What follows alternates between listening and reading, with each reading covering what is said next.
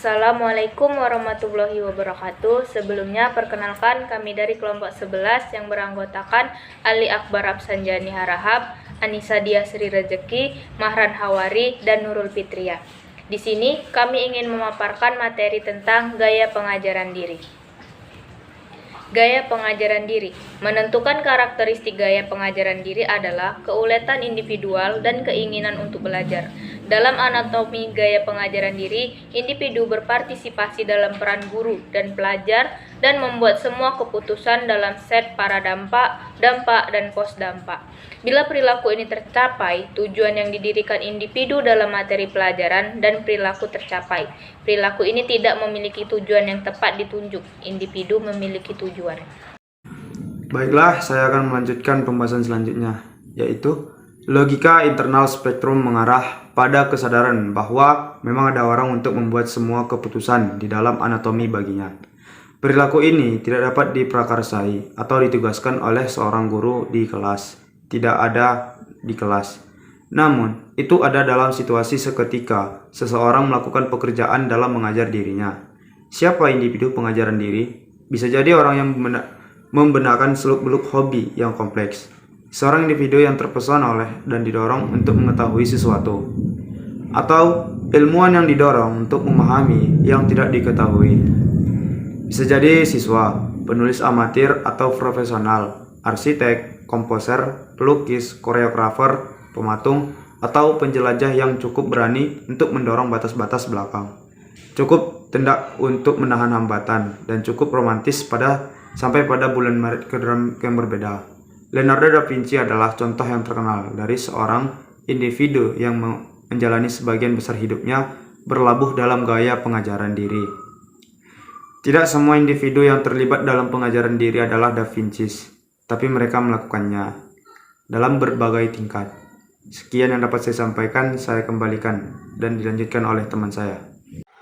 Baik, selanjutnya yaitu anatomi gaya pengajaran diri.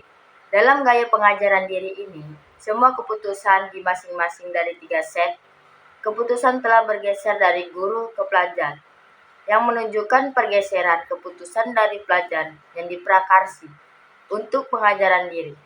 Individu pengajaran diri masih ditetapkan sebagai L, pelajar karena peran pengajarnya adalah fungsi dari peran pembelajaran utama. Pergeseran dari pelajar in audio untuk gaya pengajaran diri. Interaksi peran biasanya terjadi dalam privasi pikiran dan pengalaman individu. Ini tidak memerlukan penonton, penerimaan di luar, atau apresiator. Umpan balik dari sumber luar terjadi saat individu memilih untuk mengambil gagasannya kepada orang lain. Individu memilih untuk beralih dari pengajaran diri ke hubungan keputusan lain. Ada banyak contoh pemikiran independen yang harus menahan kritik terhadap gagasan mereka oleh orang lain. Beberapa menahan serangan tersebut, sementara yang lain menyerah pada penilaian negatif, yang masih ada yang kembali ke privasi pengajaran diri. Baik, terima kasih. Di sini saya akan melanjutkan penjelasan dari teman saya tadi, yaitu saya akan menjelaskan tentang implikasi dari gaya pengajaran diri. Kemampuan untuk terlibat dalam pengajaran diri tampaknya menjadi yang paling baik dalam pembangunan manusia.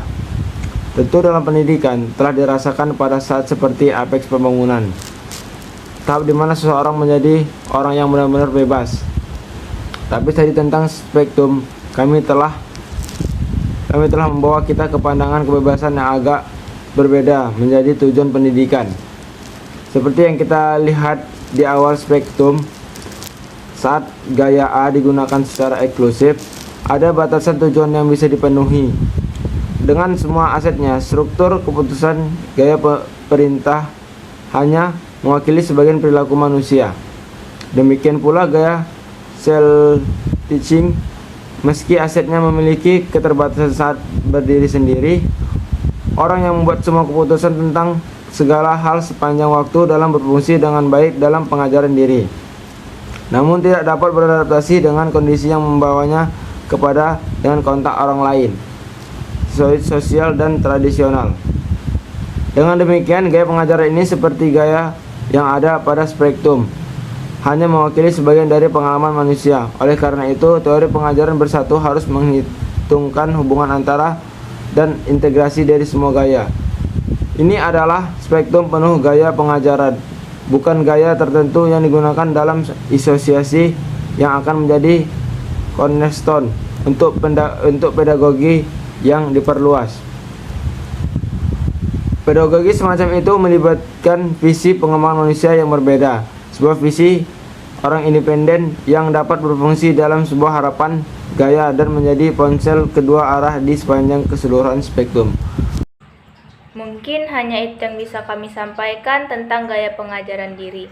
Jika ada kekurangan dan kesalahan, mohon dimaafkan. Wabillahi taufiq wal hidayah. Wassalamualaikum warahmatullahi wabarakatuh.